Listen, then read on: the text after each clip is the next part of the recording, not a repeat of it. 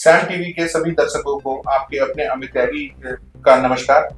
और जो हमारा फेमस शो है जिसका हम सेकेंड एपिसोड शूट कर रहे हैं आज, जिसका नाम मिट्टी के लाल है। फर्स्ट एपिसोड में आपने देखा ही था।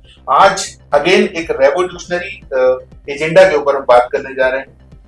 आज इस देश का सबसे बड़ा एक ऐसा इंफॉर्मेशन और सबसे बड़ा ऐसा एक मुद्दा जो बहुत ही अहम है, वो है जो हमारे वोटर्स हैं, जिनको मतदाता कहा जाता है। मतदाता के क्या अधिकार हैं और मतदाताओं के द्वारा बनाई गई जो व्यवस्था है, उनकी वजह से जो चीजें बनती हैं, उसको लेके बहुत सारी लोगों के दिमाग में हजारों तरीके के सवाल होते हैं, बट उनका सही जवाब और सही रोड मैप उनको नहीं मिल पाता। तो ऐसे ही आज दो अनुभवी, दो वरिष्ठ समाज सेवी हमारे साथ हैं, जो कि संस्थापक भी हैं, मेंबर्स भी हैं मतदाता जागरूकता चेतना मंच के, जिसमें हमारे साथ प्रवीण पाठक जी हैं और हमारे साथ रत्नाकर मौर्य सर हैं। आप दोनों का सर हमारे इस प्रोग्राम में स्वागत है। आज विशेष चर्चा करने का मन था, जिसके लिए हम ये एपिसोड बनाना चाहते थे पाठक जी, कि सबसे पहले तो इस बात की बधाई कि आपने इस मंच का गठन किया। बट मैं भी और हमारे दर्शक भी और ये सारे इस एपिसोड्स के थ्रू बहुत सारे व्यूअर्स तक ये जाने वाला है कि ये मतदाता जागरूकता चेतना मंच है। इसका गठन क्यों और किस उद्देश्य से किया गया, क्या है ये और क्या उद्देश्य है इसके पीछे, थोड़ा सा मैं चाहता हूँ आप इसके बारे में ब्रीफ करें। दोस्तों बताऊं कि मतदाता जागरूकता चेतना मंच का जो गठन है वो भारत में की जो संवैधानिक संस्थाएं हैं और सरकार के गठन से लेके जनप्रतिनिधि के अधिकार, मतदाताओं को संविधान में मिले अधिकार की जो जानकारी है उसको है ही नहीं। उसको यह तक नहीं जानकारी है कि जनप्रतिनिधि का क्या कर्तव्य है उसके प्रति, वो उसके प्रति उत्तरदायी है या जनप्रतिनिधि उसके प्रति उत्तरदायी है, उसको इसके बारे में कोई जानकारी है ही नहीं। इसमें होता क्या है उससे कि जनप्रतिनिधि को वो चुन रहा है, जनप्रतिनिधि चुन के सदन में बैठ रहा है, जो मूल मुद्दे उसके हैं वो मुद्दे वहां तक जा ही नहीं रहे वहां पर। तो बेसिकली हमें मतदाताओं को उनके अपने मौलिक कर्तव्यों के प्रति जागरूक करना, ये मुख्य उद्देश्य है, जिससे जो सिस्टम में तरह तरीके से जो भ्रष्टाचार से संबंधित हो या व्यवस्था से संबंधित हो, इनको बदलने के लिए मतदाता का जागरूक होना बहुत जरूरी है। अगर मतदाता जागरूक नहीं होगा तो यह कल्पना भी करना व्यर्थ है कि सिस्टम कभी सुधर पाएगा। जनप्रतिनिधि से जो आपका मतलब है, यानी कि आप कहना चाह रहे हैं कि जितने भी एमपीज हैं, एमएलएज हैं, या जो हमारा स्ट्रक्चर है, पॉलिटिकल स्ट्रक्चर है, वो जो पब्लिक को रिप्रेजेंट करते हैं सदन के अंदर, यानी उनके मुद्दे वहां तक किस लेवल पे पहुंचते हैं, नहीं पहुंचते हैं, इसकी पहली बात तो पब्लिक को जानकारी होती ही नहीं है। और किसी ना किसी पॉइंट्स पर वोट तो आ जाते हैं पब्लिक से, बट वो एजेंडाज पर वहां काम नहीं हो पाता। तो यहाँ पर एक और सवाल सर मेरा आता है कि अभी आपने ये रिसेंट इलेक्शन देखा, जो भी इलेक्शन हुआ इसके अंदर, और मैं पिछले काफी समय से, और जब से आई थिंक आजादी के बाद से जितने भी इलेक्शन हुए होंगे, उसमें एक चीज बड़ा जो मेरे को समझ में आई या देखा जो मैंने, कभी भी आज तक परसेंटेज ऑफ वोट्स के ऊपर ही बहुत बड़ा मुद्दा रहता है कि मेजोरिटी है जो वोट कर ही नहीं रही और एक मेजोरिटी है जो वोट करती है। अगर 100% वोटर्स का हम कैलकुलेशंस करें सर, तो आप इस बार देखिए, बहुत कहते हैं बहुत रिकॉर्ड वोट हुआ तो 60-65% वोटिंग हो गई। पहली बात तो 100% वोट ही नहीं करते, और जो 65% करते हैं उसमें से 30-35% में गवर्नमेंट बन जाती है। इट मीन्स की वो लोग एलिजिबल हैं नहीं है, या वोट्स जो नहीं कर रहे हैं या जो कर रहे हैं वोट्स वो गलत और सही कर रहे हैं। इसमें मंच किस तरीके से आइडेंटिफाई करेगा या किसको टारगेट करेगा, या एक्चुअल इसके पीछे ये बात मैं दोनों से ही कर रहा हूँ सर, कोई भी इसका आंसर कर सकता है या दोनों मिलकर भी कर सकते हैं। तो इसका क्या प्लानिंग है आपकी, या किनको टारगेट किया जा रहा है? हमें जी मतदाता चेतना जागरूकता मंच का जो उद्देश्य है जी वो उन लोगों पर खासकर है जो, जैसे अमूमन होता यह है कि अगर इलेक्शन होता है तो इलेक्शन में मैक्सिमम वोट 40-45 के नियर अबाउट ही वोट पड़ता है जी। 65% वो वोट हमारे देश के लोग डालते ही नहीं है।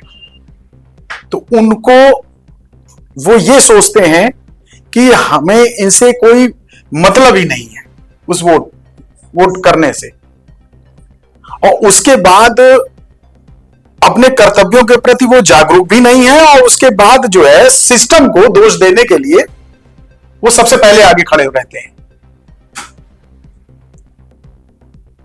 कि सिस्टम में जो सही काम नहीं कर रहा है, व्यवस्थाएं सही नहीं चल रही हैं।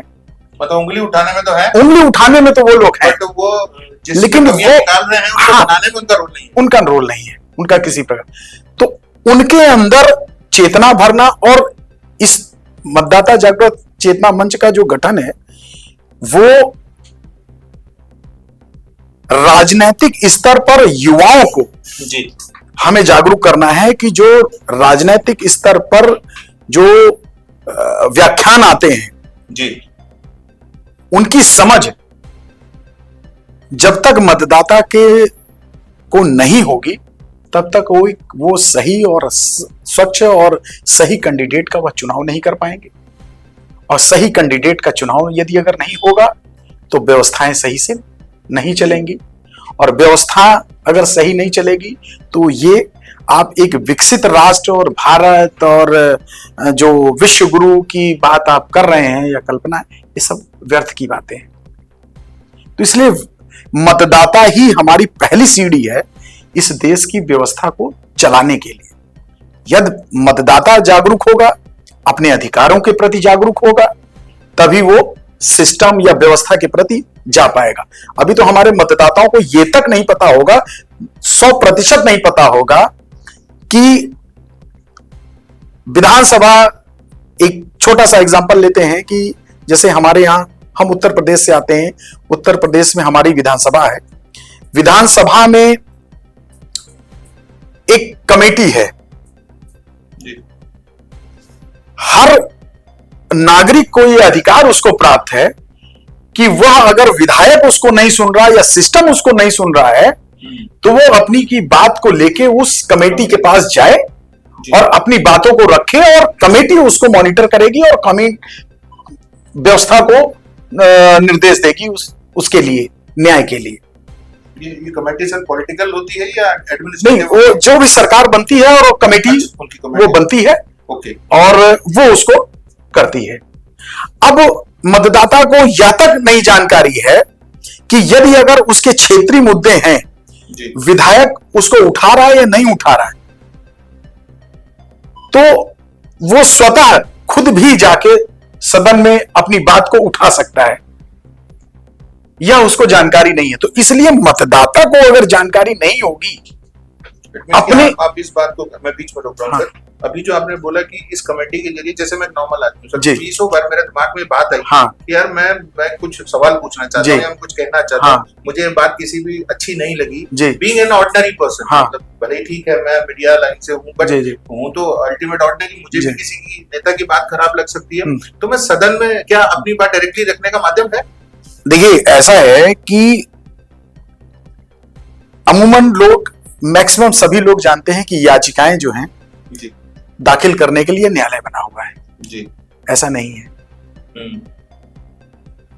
हर नागरिक अपने सदन में, जैसे हम उत्तर प्रदेश के हैं, हमें अगर कोई समस्या है, हमारी व्यक्तिगत समस्या है, सरकार हमको नहीं सुन रही है, सरकार नहीं सुन रही है, सरकार का सिस्टम नहीं सुन रहा है, तो हमारे पास यह अधिकार है कि हम एक याचिका जो है वो सीधे विधानसभा अध्यक्ष के समक्ष प्रस्तुत कर सकते हैं, और विधानसभा अध्यक्ष जो है उसको सो मोटो लेते हुए उस पर वो रिप्लाई करेंगे, जवाब रिप्लाई कर सकता है, मांग सकता है, संबंधित डिपार्टमेंट से मांग सकता है, उस विधायक से मांग सकता है, ये अधिकार उसके पास है। तो ये अधिकार हमारे नागरिकों के पास कितने लोगों को जानकारी है, यह हमें जानकारी देना।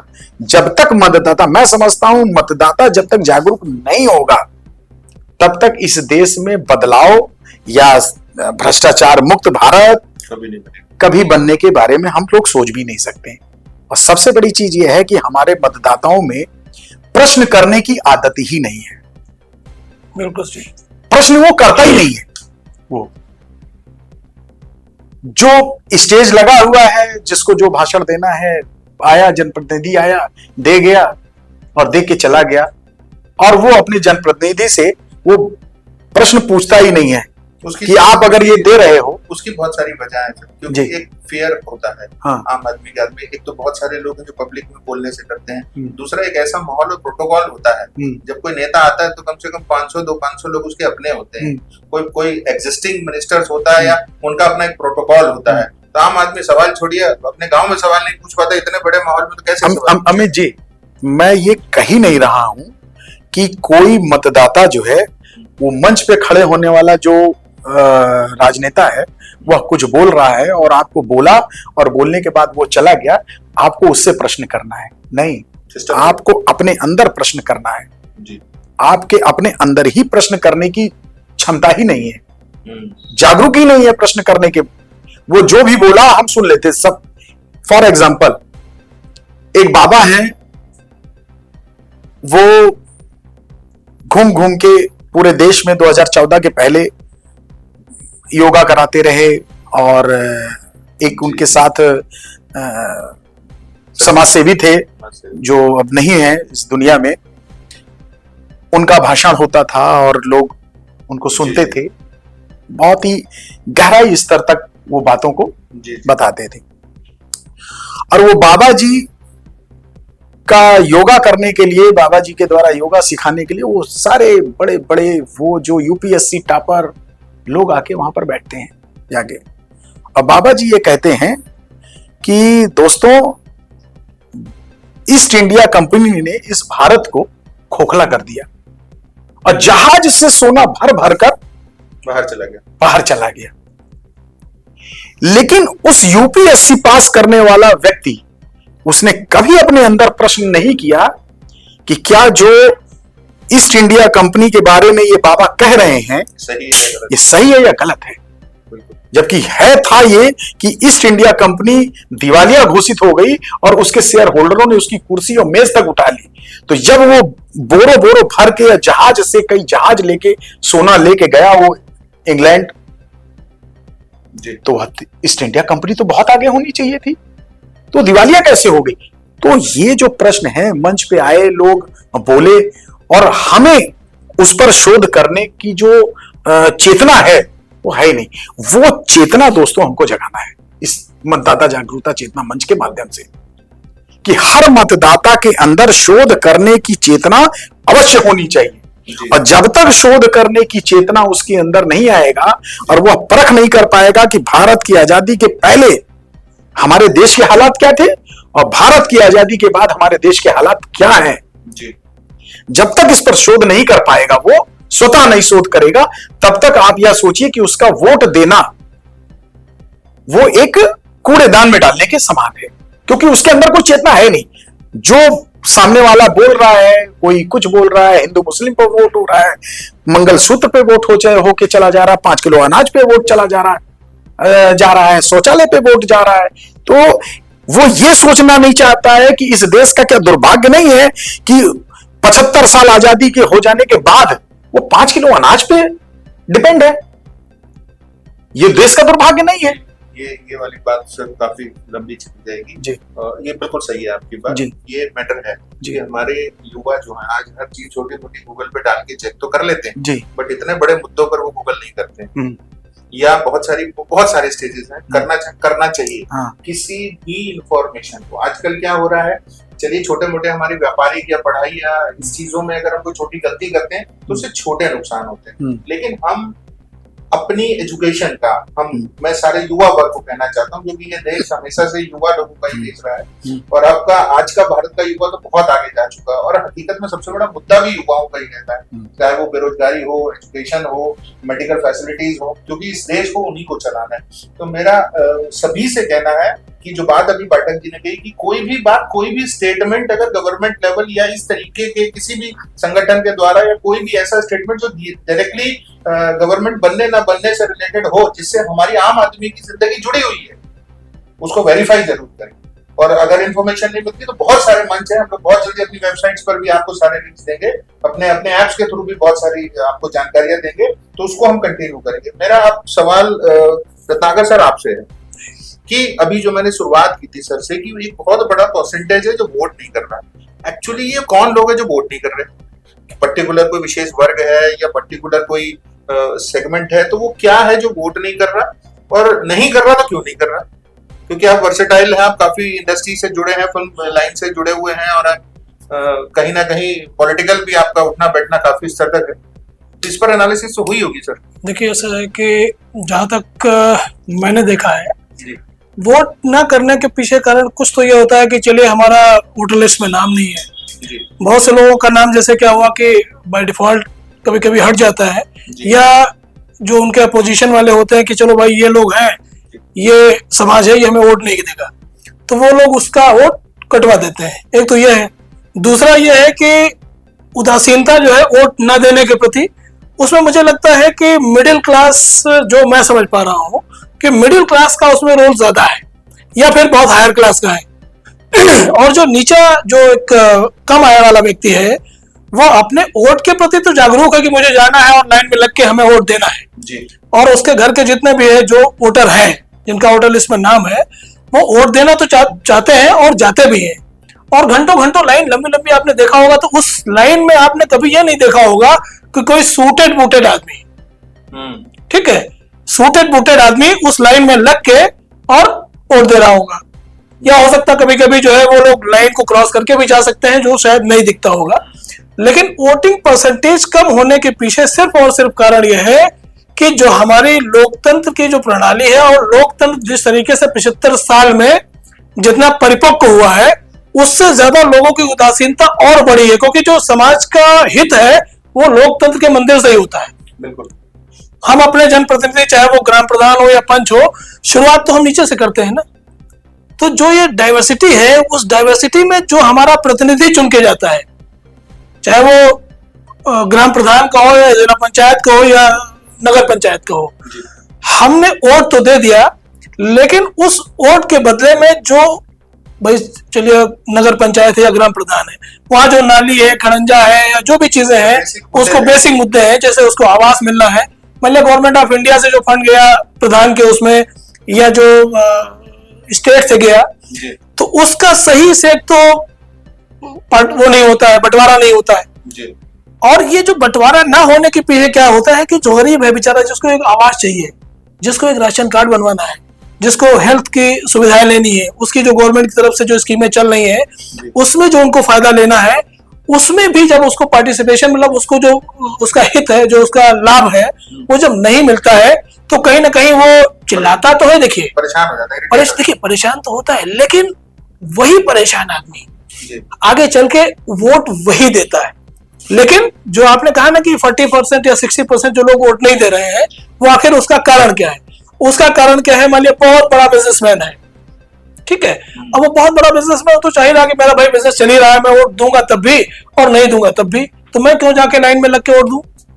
मतलब जो मैं समझ पा रहा हूँ वो। अमित जी, मैं कुछ कहूँ इस पर? मुझे लगता है कि हमारे देश के जो नागरिक हैं, उनको अपने देश के प्रति का जो एक कर्तव्य है, संविधान ने जो दिया, उस कर्तव्य के प्रति वो निष्ठावान नहीं है। क्योंकि जब हमें अपने कर्तव्यों के प्रति हम जागरूक होंगे, तो हमारी एक ड्यूटी होगी कि नहीं, जैसे हमारे 4 बच्चे हैं, हमें उन्हें पालना है, तो ये इनके चाहे रिक्शा चला के या कोई भी काम करके मुझे शाम तक कुछ पैसे लाके घर में देने हैं, तभी वो हमारा घर चलेगा। उसी तरीके से देश के हर नागरिक को ये जागरूक होना पड़ेगा कि वो मतदान अवश्य करे, क्योंकि मतदान से ही इस देश का भविष्य तय होगा। सब्सक्राइब करें साम टीवी, क्योंकि हम आ गए हैं अब आपके बीच, दिखाएंगे सत्ता के वादों और अपराधियों के एक एक कारनामे की हकीकत। और हाँ, अगर आपके पास भी हो कोई ऐसी खबर तो कमेंट करके हमें बताएं, क्योंकि बिना डर और दबाव के हम दिखाते हैं हर एक खबर डंके की चोट पर।